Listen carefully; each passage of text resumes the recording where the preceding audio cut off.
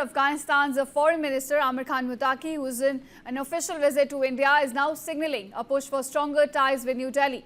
He's now announced a series of measures to strengthen ties between Kabul and New Delhi. Now he said that both sides have agreed to increase flights, boost trade and economy, invite Indian investment in minerals, agriculture, sports, and also discussed the Chabar port and the opening of Wagah border for faster trade. Let's listen in. So during the meeting, the Indian Foreign Minister said that they will restart development work in Afghanistan. The half-built or half-constructed projects will be completed, and those that are completed, their maintenance work will also begin. And in the health sector, he also announced the launch of 6 projects. He also announced an increase in flights between Kabul and Delhi, as well as air corridors Kabul-Amritsar, Kandahar-Amritsar, Kandahar-Delhi, Mumbai-Kabul, and Mumbai-Kandahar. An agreement was also reached on creating a joint committee for trade. And the Indian Foreign Minister also showed readiness for facilitating visas for health, trade, and students. Education. We also invited the Indian side to invest particularly in minerals, health, agriculture, and sports. We also discussed the Chabahar port and how to make more effective use of it, including how to work together in the sanctions that have been imposed on it and to create the needed facilities. We similarly requested the reopening of the Wagah border. It is the closest and fastest trade route between India and Afghanistan. Now, Muttaqi also revealed that India will upgrade its Kabul mission to a full embassy, with Afghan diplomats soon travelling to New Delhi to further enhance bilateral cooperation. During the meeting, the Minister of External Affairs of India announced upgrading of their presence in Kabul to embassy level and also accepting diplomats of Afghanistan in New Delhi. And on a regional security front, the Taliban Foreign Minister warned that some elements in Pakistan are trying to disrupt the peace along Afghan-Pakistan border. He stressed that Afghanistan is capable of protecting its borders and would act if needed. Now, viewers, his remarks came amid reports that Pakistan seized about 19 Afghan military posts, while Kabul claimed that 58 Pakistani soldiers were killed and about 30 others were injured during retaliatory operations. हमारे ताल्लुकात का एक चीज़ वाज़ेह करना चाहता हूँ कि पाकिस्तान का आवाम और पाकिस्तान का जो सियासून है और हुकूमत में भी अक्सर लोग जो है वो अमन पसंद लोग हैं, वो अफ़गानिस्तान के साथ अच्छा ताल्लुकात चाहता है।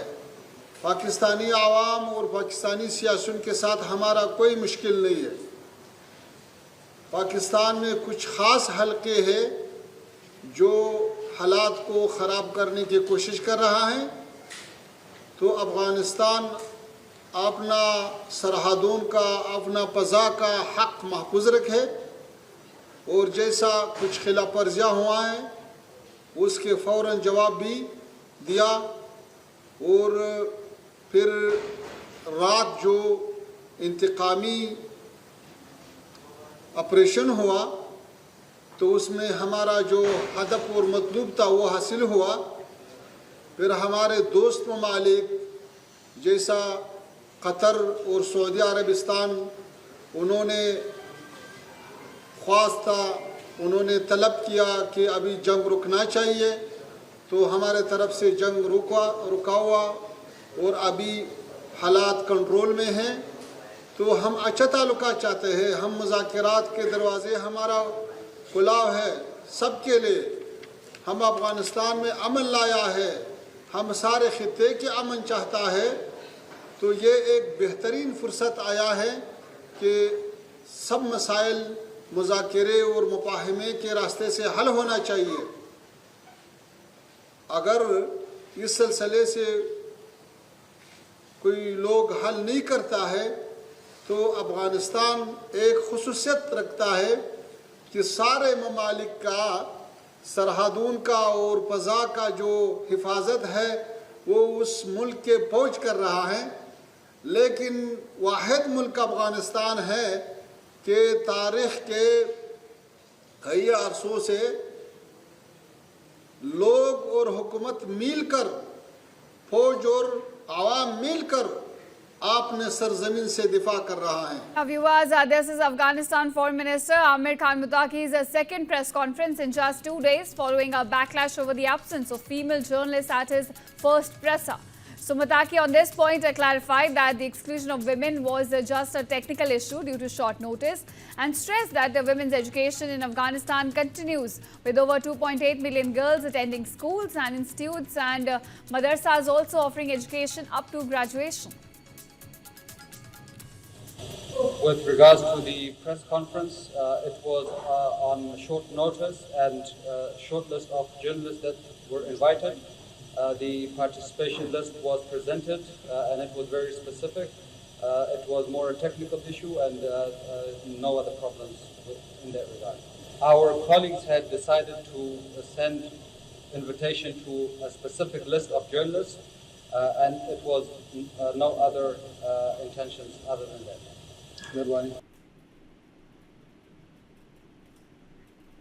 And now joining me, Ambassador Veena Sikri, former Indian diplomat, and also Dr. Zakir Hussain, foreign affairs expert. So thank you to both of you for joining us on News9. Now, Ambassador, starting with you, from economy to infrastructure to culture to people exchanges, the ties between Afghanistan and India seems to be deepening on all fronts. So your reading of this visit and also with the way Pakistan has been rattled with these kind of developments. Well, I think the foreign minister of Afghanistan, Amir Muttaqi, has really gone out of his way to present 2 or 3 issues that are very important to him. First of all, he's talked in great high regard for the leadership of India and about the need for good relations between India and Afghanistan and how much Afghanistan attaches importance to developing the relations with India. And he's really setting a lot of store by the decisions taken by the government of India, number one, to upgrade the diplomatic mission, to restore diplomatic relations. And similarly, the Afghan embassy in Delhi has been handed over to the government of Mr. Muttaqi. That's number one. Then all the projects, the stalled projects for 4 years, as you know, since 2021, no project work would take place. In 22, we had a technical mission opened there just to do humanitarian aid and trade and so on. But now the decision has been taken to restart work on the stalled projects, and wherever the projects have been completed, to do the maintenance work on those projects as well. And a number of new projects have been announced, whether it is a 30-bedded hospital, an oncology center, and the health facilities. So health, training, and education are the most important issues for the government of Taliban, and they have really set the highest importance by this. They've asked that more visas be given for Afghan students to come to India, and the earlier practice which was there for the last 4 years of just doing online education has now been, the willingness to give some visas also.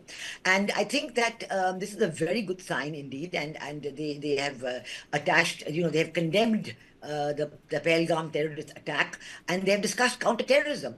Yes. And Foreign Minister Muttaqi has spoken again and again about the peaceful situation in Afghanistan, saying there's no TTP terrorists there, they have finished off the ISIS, and that Pakistan should look within itself. So that's number 1 point. Number 2 point, I think he's made a very conscious effort to overcome the criticism 2 days ago at the press conference he held, that where no women journalists were allowed. And this was a big issue in India, and I myself been on so many programs discussing this issue.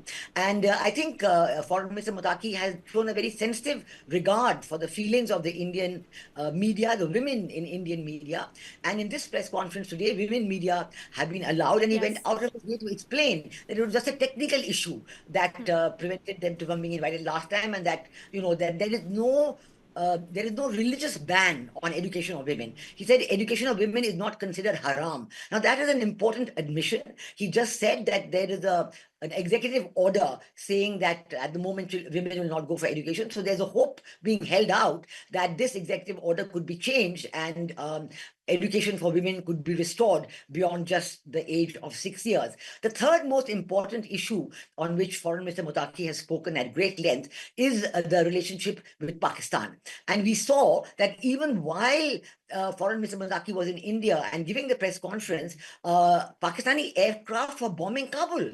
And they said, we know there's some TTB terrorists there, we're going to do it. They were trying to do in Israel, the way Israel bombed Doha to finish the Hamas leadership there. They were trying to do this. And this aroused a lot of condemnation from Foreign Minister Muttaqi. And in fact, as we know that even Saudi Arabia and Iran and Qatar, they got together to ask Pakistan to stop this bombing. But the Afghan government has gone ahead with its response. And last night at the border, there have been very violent attacks all along the Durrani line between Afghan and Pakistan forces. And the Afghan state spokesperson has said that maybe up to 58 or 60 Pakistani soldiers have died and many more have been injured. And he also admitted that about 20 Afghanistan soldiers have died as well. But then he also said today that, again, Qatar and Saudi Arabia have asked Afghanistan to stop the hostilities, and these have now stopped. So I think this was a very frank admission, and he said quite clearly that that Afghanistan people want to have peace with Pakistan, and they have no problem with the Pakistan government or people. But I presume he was hitting at the army, and I presume he was hitting at the terrorist groups within Pakistan. And he's saying Pakistan must look after them and stop their activities, and that is what he was hinting at. And I think this is a very significant press conference that he has done to smooth the feathers, that to make sure that the Indian women are not annoyed, because I know that there was so much anger among the Indian women on this point, and then to talk about the relations with Pakistan and to talk about the carrying forward of the relationship with India. Very important. Right, Imaz. It does seem that, Afghanistan is going a mile ahead to try and deepen the ties with India. And on that point, Dr. Hussain, first came the Kabul strikes, then attacks on Pakistani outposts, then you have border clashes, and now today morning we had retaliatory strikes by Pakistan itself. So clearly the situation along the Afghanistan-Pakistan border is tense. Do you think it is likely to escalate further now? The role of Saudi Arabia and Qatar and Iran is very significant, which Muttaqi has highlighted. I think that these countries would not allow the two countries to escalate their relations because they have very good relation with them. But of course, they have no control on the asymmetric forces, proxies. They can continue this one. But at government level, the Muttaqi has shown his commitment that it will not allow its land to be used by anyone, misused by anyone, and this regard to India also. They will not allow Pakistan even to use his land to sabotage the Indian projects, which has been a very common concerns during Karzai government, during Ashraf Ghani government. So I think that Afghanistan desires a peaceful and stable South Asia, which is heart of Asia, considered as heart of Asia. And second, that he has also invited Indian investors to invest in mining other sector. It means that it wants a balanced relation with China and Russia also, because Afghanistan and Taliban does not want its country to be exploited only one country or monopolized by only one country. However, I don't want to see our growing relation with Taliban government in the conflicting interests of China and others. If they have improved their relation, India is also a sovereign country. It can go ahead with and improve its relation. And one thing more I want to highlight here, that the visit of Muttaqi to Deoband also indicate that he said that if Indian students are coming in other disciplines, they can also come to Deoband, because Deoband has a very, very close and very deep relation with Afghanistan, and its founder of Taliban has some link with Deoband. His father established a Darul Uloom Haqqaniya. So what I feel that a comprehensive relation is, the foundation of a comprehensive relation has been laid down, and the joint press conference provides the blueprint of future cooperation between the two countries. And what I expect and what I strongly feel that under the leadership of Prime Minister Modi, this engagement is going to flourish further, and that it should not be put in contrast with any other country. It is a bilateral relation. If somebody says that it is against Pakistan or other things, I can openly say that this is an age of proxies which are not under the control of any government. So countries are taking measures, and it is in that direction. All right, Dr. Hussain. So, Taliban here trying to draw its ideological roots from India rather than Pakistan, as Islamabad would like to claim. On that point, Ambassador, because you track relations between countries very closely, I want to understand what exactly went wrong between Afghanistan and Pakistan here, because Pakistan did play a crucial role in propping up Taliban in the country. Well, I think this has been a great shock to Pakistan, as it were. They have traditionally considered Afghanistan as their strategic depth. That means it gives them strategic depth against India, certainly. And under Taliban 1, Pakistan was certainly much more in control of the Taliban government, and it was a very uncomfortable situation. But right from 2021, right from the time that Taliban 2 came into power after the Americans left, we've seen that the Taliban has been really attaching importance to its own independence. Even though we saw that on the day that they were taking over, the ISI chief went there and made sure that the senior representatives of Haqqani network got good positions, etc. But they have been fairly sidelined. We don't see them much in evidence anywhere. And we know that Pakistan and Afghanistan have really a lot of differences at this point. So I think that even Foreign Minister Muttaqi, at every forum, not only this press conference, but even when addressed the Vivekananda International Foundation, I was there at that time. It was very good to listen to him there. At every point, he's stressing that they want peaceful relations, and they say again and again that the situation in Afghanistan is very peaceful now, and he invites everybody to come and visit and see for themselves. He said that again today in the press conference. And clearly, Pakistan is not happy with the situation. Now, Pakistan's action in bombing Kabul at a time when the foreign minister of the government of Afghanistan is in India, this was an outrageous, attack, and something which should never have taken place, and they should not, think that they can get away with something like that. It was really horrendous. And of course, Foreign Minister Muttaqi at that time, 2 days ago, when the attacks were taking place from Pakistan on Kabul, he was dismissing them, saying nothing, they're not being able to do anything, there's nothing there, nothing's happened. But of course, he says we will protect our own sovereignty, and that's what they have shown in the very vigorous response. And I think, yes, I think Dr. Zakir Hussain is right that this will not continue much, because the countries like Qatar and Iran and Saudi Arabia are wanting that this should stop immediately.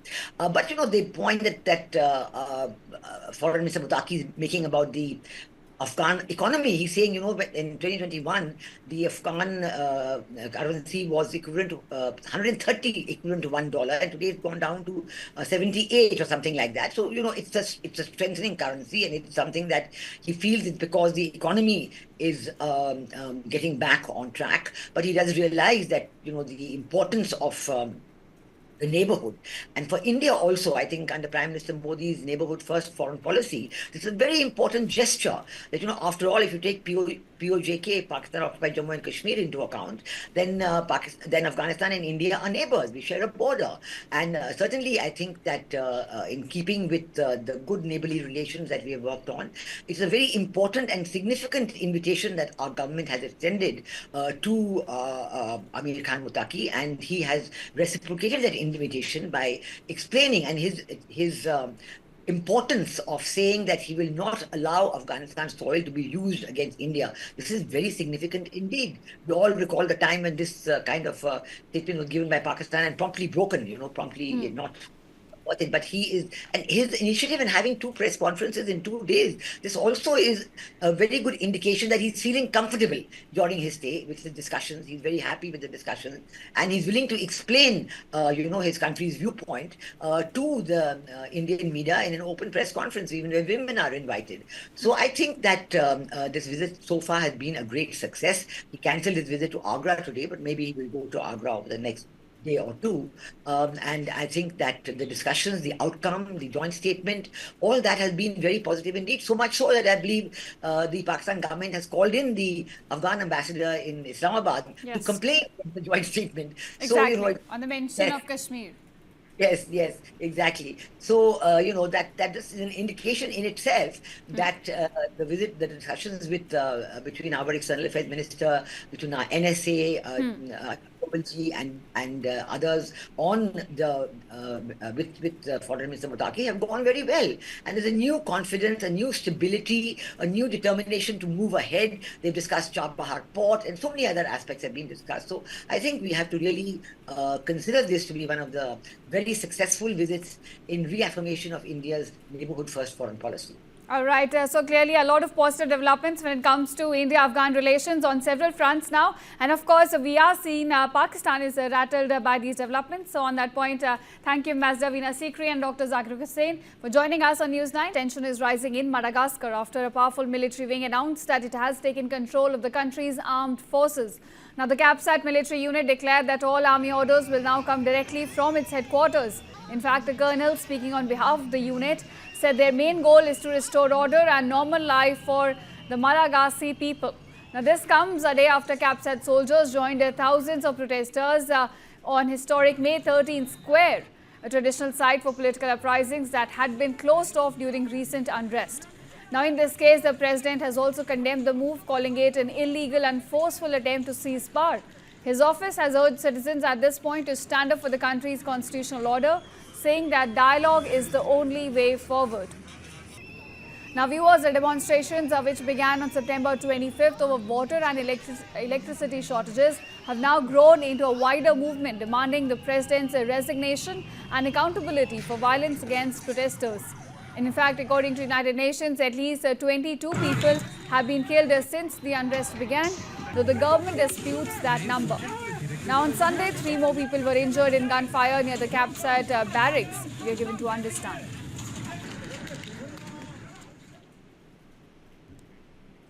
And now shifting focus, a shopping center in Russia-controlled Donetsk was engulfed in flames following what local officials described as a late-night Ukrainian drone attack.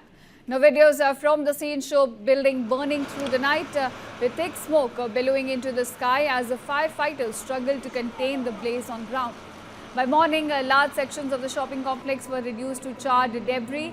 In fact, Russian-installed officials in Donetsk claimed that the attack was carried out by Ukrainian drones targeting civilian infrastructure. They said that emergency services were immediately deployed to the site to put out the fire and secure the area. Now, so far, there have been no official reports of casualties. Russian officials have not released any detail about the extent of the damage or whether people were inside the building at the time of the strike. Russia's defense ministry reported, in fact, shooting down 72 Ukrainian drones over the past 24 hours, part of which described as an intensifying wave of attacks across multiple regions in Russia. Visuals on your screen are showing you the devastating attack that took place in Russia's Donetsk. It was a shopping complex, a civilian infrastructure that was attacked by Ukrainian drones, we are given to understand. The attack happened last night. As of now, we do not have any figures of casualties or the extent of damage that was caused in the strike by Ukraine. But Russia's defense ministry did report that it shot down about 72 Ukrainian drones in the last 24 hours.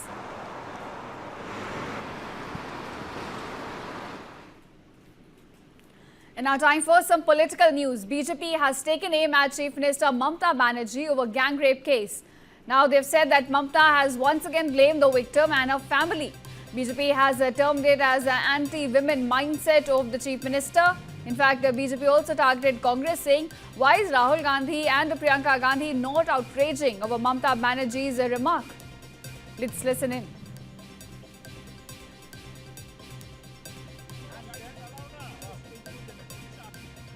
Today, under TMC's watch, na maa, nor mati, nor manush, nor mahila is safe.